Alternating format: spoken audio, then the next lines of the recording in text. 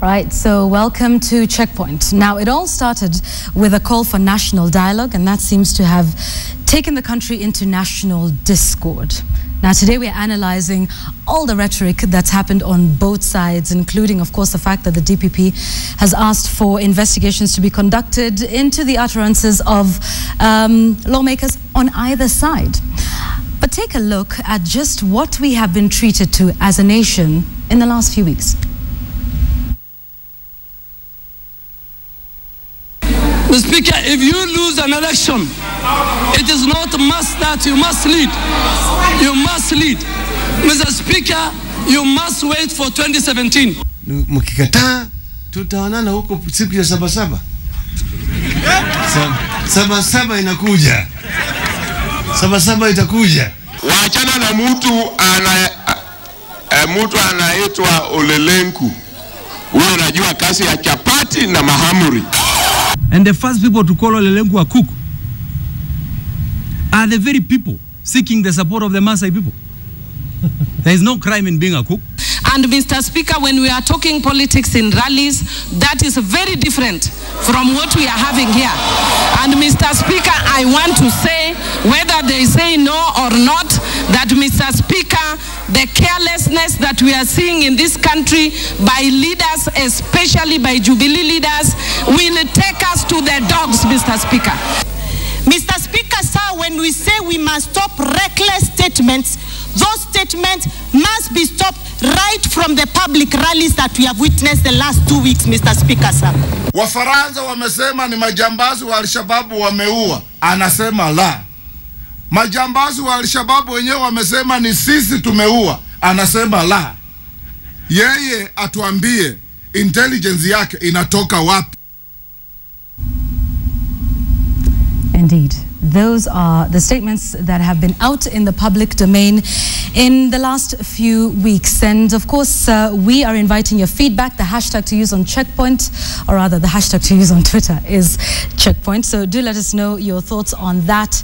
And we'll be analyzing this also from a communication standpoint and whether Kenyans indeed do stand indicted as well. Let me introduce you to my guest tonight on Checkpoint, Paul Achar from Jade Communications. He's a face that is very well known in terms of taking a look at what's being said in the public domain. We also have Member of Parliament for Kikuyu, Kimani Ichung'wah. Thank you for joining us today. And Edwin Sifuna, who's an advocate of the High Court. I'll start off from the outside looking in, starting off with you, Paul Achar. Take a look at those statements and, of course, everything we've been treated to and the subsequent rhetoric on Twitter as well. What are your thoughts on everything that's been happening? I think it's been grossly irresponsible of leaders from both divides. We are having extreme partisan rhetoric that is absolutely divisive. And you might just, sometimes, listening to all this going on as a Kenyan, you might just wish that we might have an adult in the room. Kimani? Well, you were also wanted for questioning by the DPP. So do we not have an adult in politics? Well, let me say, first of all, I hear, so I don't know who wants me. I hear the DPP has asked for investigation, not just of myself, but 19 politicians. And indeed, I must say, I welcome such investigations. And it's unfortunate that some of us are belittling the action that the DPP has taken by asking the police to investigate what some of us have been saying. Because it is indeed true that we have gone overboard as politicians, and it is only right that we be put back on track. Even if that investigation will touch on you, which it will? Let me say I am very confident as a person that anything I have said out in public and in private is nothing inflammatory, is nothing inciting. If indeed there's anything people may perceive to have been inciting, is a pressed statement that we released on Monday, not as Kimani Ichung'wah, but as Jubilee members of Parliament, when we call on the police to investigate the political angle to the Mpeketoni killings. And I did hear quite a number of your colleagues in media purport that what we were saying was inciting. And I will tell you, an hour after, we said that no terrorist cell or group had claimed responsibility for the attack. An hour or an hour and a half later, somebody tweeted that Al-Shabaab or Al-Shabaab or whatever it was had now claimed responsibility. And I think that those who are charged with the security of this country have also come out to strongly state that there is indeed a political angle to these attacks. Okay, all right, and we'll get to some of those statements in a moment. Edwin, you were at that particular rally that we just saw Senator Moses Wetangula speaking at. Well, that was not a rally. It was a burial. Yes, it was a burial for the father of my former area MP, Alfred Hangati. And for me, all the rhetoric, Yvonne, this Mpeketoni massacre has been a missed opportunity from the way that I see it, because it was yet another opportunity that the leadership of a country on both sides could have taken the initiative to actually bring Kenyans together. And for the ordinary Mwananchi sitting at home, who's actually has been forced to live in fear, because you know, after Mpeketoni we have had other attacks as recent as today. We have 20 people that have been killed in Wajir. And the problem is that the politicians they confuse the issue, so that for the ordinary Kenyan who really wants a solution to the growing insecurity, because we don't know who's going to be the next person to grace the victims list, you must be very confused sitting at home. And I'm sure many of them wish that they really wish it wasn't Raila Odinga who actually brought up the issue that we need to talk. And so what do you think of that now? Because we've also reported of an apparent division within CORD as to some people not necessarily sure that they want to continue with the push for national dialogue. What do you think of that now? Well, for me, there's always going to be what they call internal democracy in all parties. I'm sure even within Jubilee itself, there's people who have actually advocated for everyone to have a sit down and talk, because earlier this week I was with one of the leading lights of Jubilee, Senator Murkomen, and we were in these studios, and he's actually on record as saying that he doesn't see any problem with dialogue. In fact, if I may quote him, he said he doesn't have the problem that he has with the rallies is not a legal problem, because legally the threshold for what is hate speech or incitement is a line that has been set quite high, and it would be difficult for anyone to just say there's been hate speech. Okay. Let me cut in and say this. It's indeed true that there are divisions, but I'll say the divisions are there in CORD. In Jubilee, we have a singular mind on the question of dialogue. We have stated our position very clearly that we are not opposed to dialogue per se. It is the manner in which you want dialogue and the institutions you want to use. We only oppose to dialogue where people are talking at each other and not talking to each other. And we've said if we indeed want to talk about insecurity, if we need to talk about the cost of living in this country, there are institutions that we have set up under the new constitution where we can dialogue as leaders and get solutions to this problem. All right, so allow me to say this. But let me just finish on that point of the division in CORD. Let me say that what I have observed, and this is my view of the CORD leadership, is that this is not a CORD agenda. It is a Raila Odinga agenda, and Raila Odinga and a few less than 5 sycophants around him. Simple. Plain and simple. While you talk about what's happening in CORD, also within Jubilee, and now that we're talking about the communication strategy, it was a bit haphazard in the beginning. Immediately, former Prime Minister Raila Odinga talked at Uhuru Park. We saw the Deputy President saying no dialogue, and then we came to the public holiday, and then the President said, yes, we will have dialogue, but with some conditions. And then Jubilee MPs met the day after that, and then it was no, it's cup of tea. So do you agree also that there's mixed messaging, in as much as you sort of lined it up now, but there has been mixed messaging from Jubilee?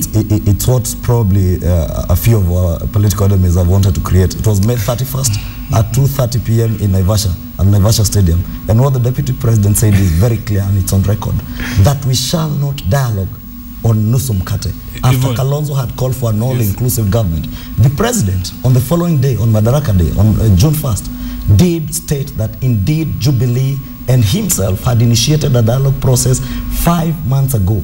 And he gave the example of the wage bill debate. And I know, because and I'm at liberty to say this because the President has shared it with members of Parliament from Jubilee when we visited the State House on the 3rd of June, that indeed 5 months ago he initiated a process under the leadership of the UN, I think UNDP, to have a national dialogue, especially on national cohesion. And it's a process that was ongoing. So when we hijack such a process and we want to politicize it, and the issues we are raising, we are saying are issues that some of them we can deal with within the institutions that are there in the Constitution. Let's have if I might just speak to two things that Mheshimiwa has talked about here.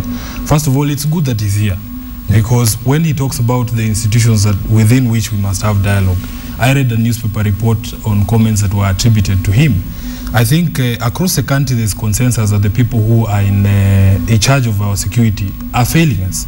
And broad consensus, you speak to Kenyans across the country, they will tell you the first person they want to seek on is the CS, Ole Lenku.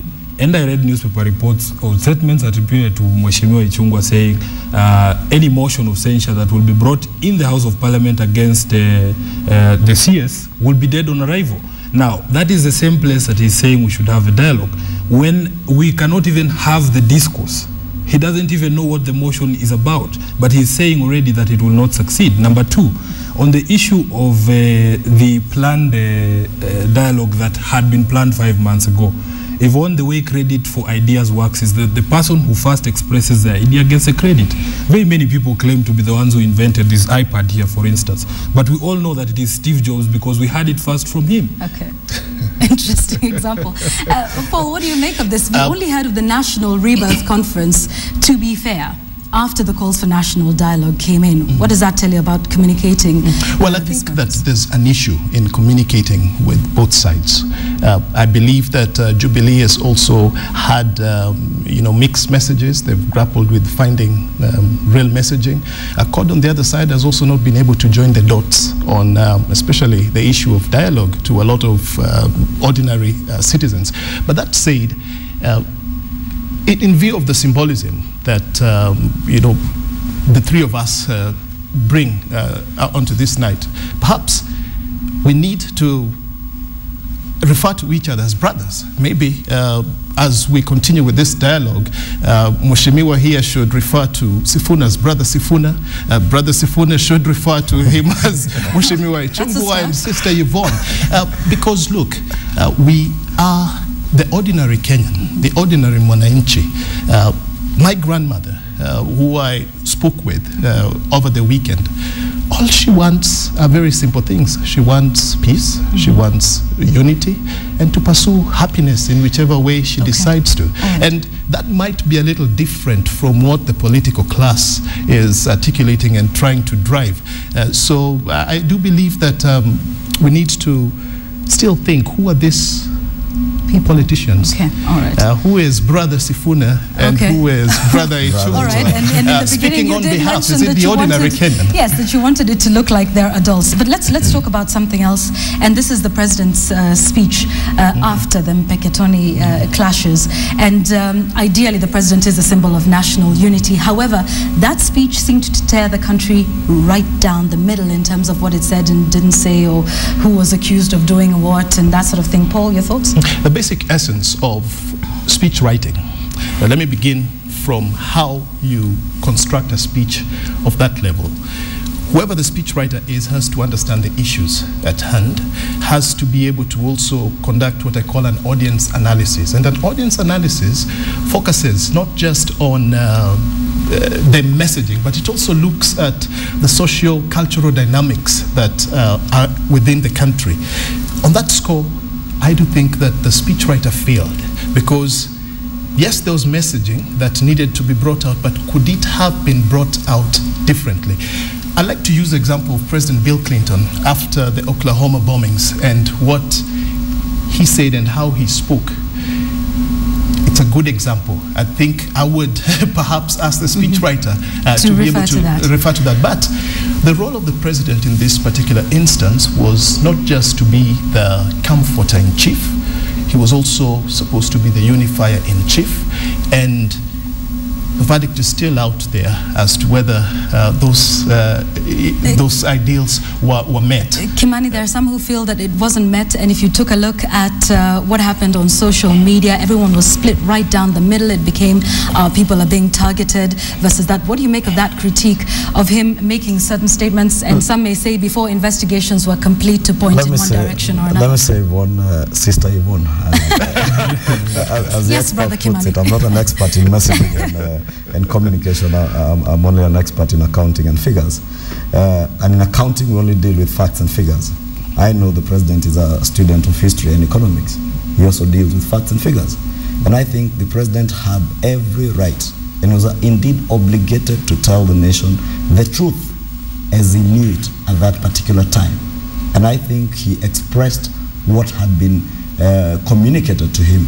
And I think I shared in that view because I think it was a day before, on Monday, after the Mpeketoni attacks on Sunday night, we did, as members of the Jubilee Coalition, and with the help, I must say, of a few very focused CORD members of parliament, craft a statement, a press statement, where we call on Kenyans to exercise restraint.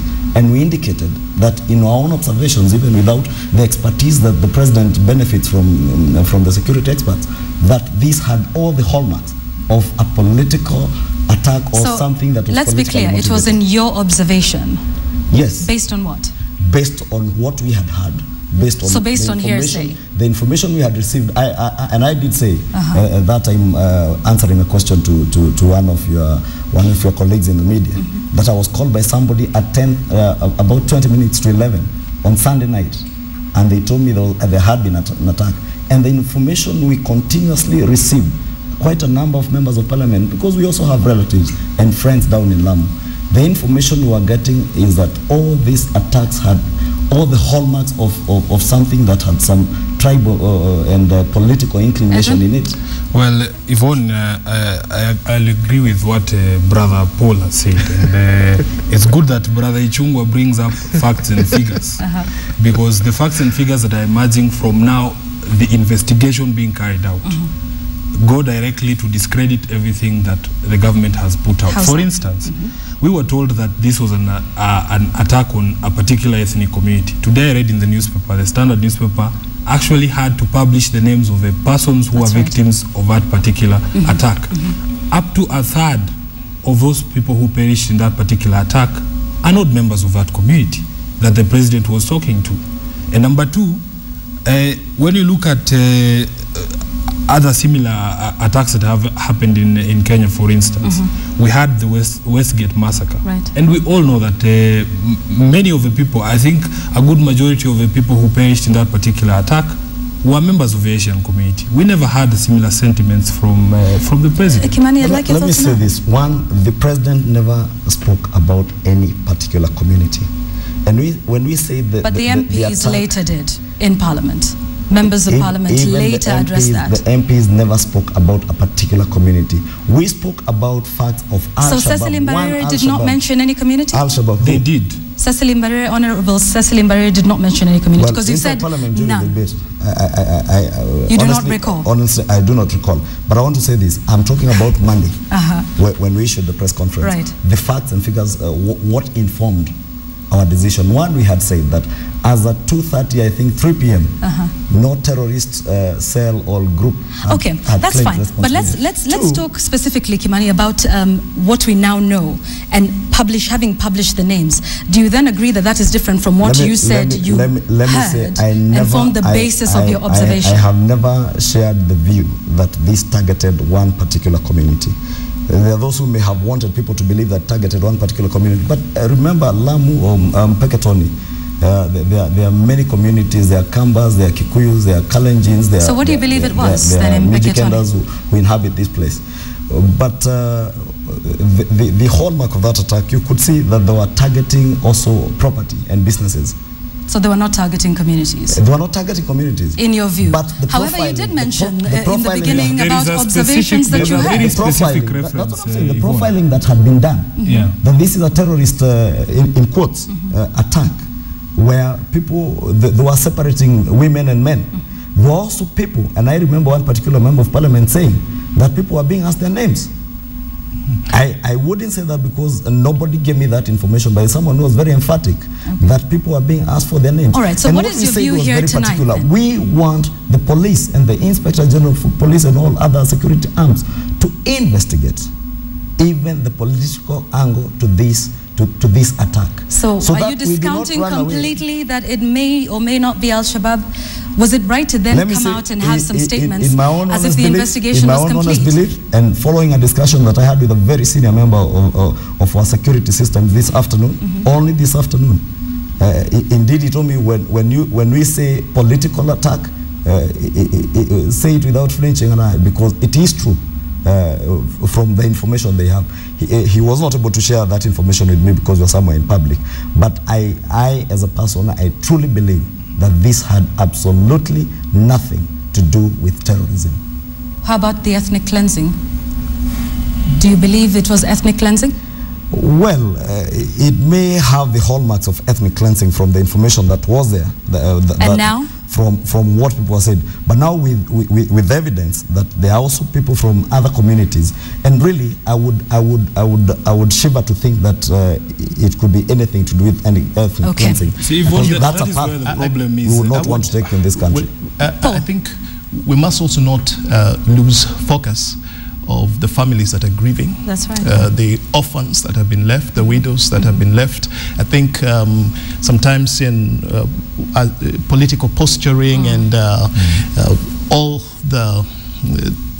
the fights, verbal fights going back and forth, it's easy to forget the victims of the attack. All right, quickly as we conclude, Paul, do you think then that some people may have jumped the gun towards pointing a finger in one specific direction, particularly in the wake of Mpeketoni, before all the facts came out? And in that case, talk about that from a communication standpoint, that immediately that happened, the rhetoric was raised. We saw some rather nasty hashtags. Do you think then it was right for some people within the political class to start to say this is ethnic cleansing? I think there's a responsibility on leaders from the political divide to use this national tragedy as a moment to unify the nation.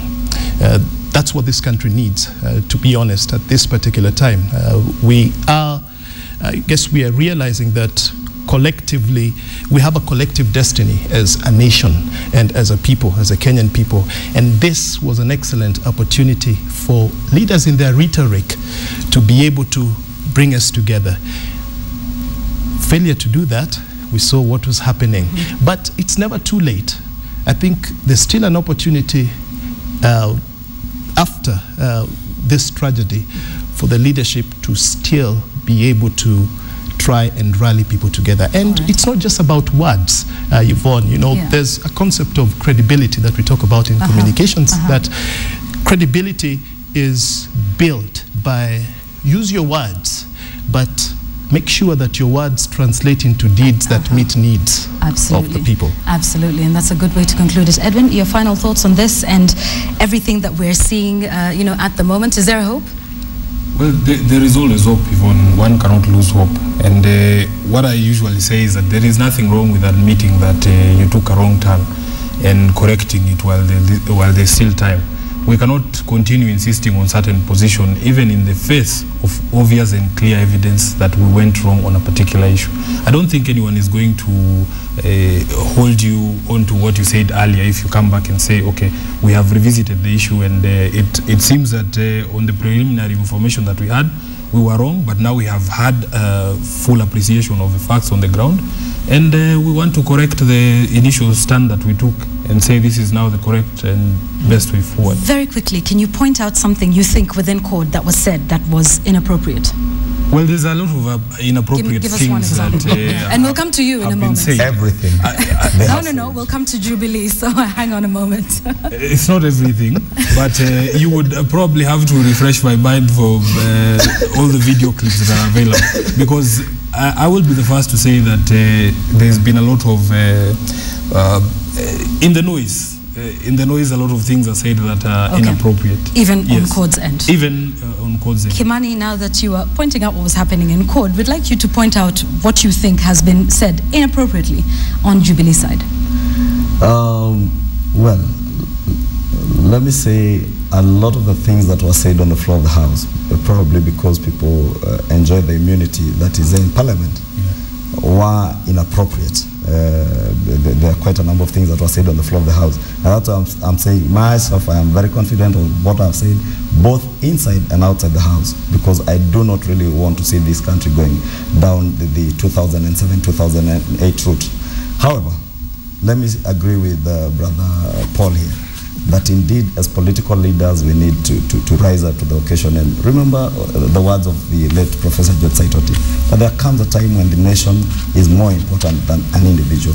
And therefore those individuals who may feel that the country must always take the direction and the thoughts that they have to appreciate that this country together as one nation is more important than their views, is more important than any one particular single individual, or whoever you are or whoever you think you are. That includes yourself? That includes myself, of course. All right, just to be sure. Thank you all for coming in. That's been our discussion. We carry it on, obviously, on social media and on SMS. I'll be sampling some of your views on our SMS line 22155 and also on Twitter. The hashtag is Checkpoint. Do you think you also stand indicted of saying some inappropriate things? Keep your comments coming in. We're taking a short break. We'll be right back. Brother.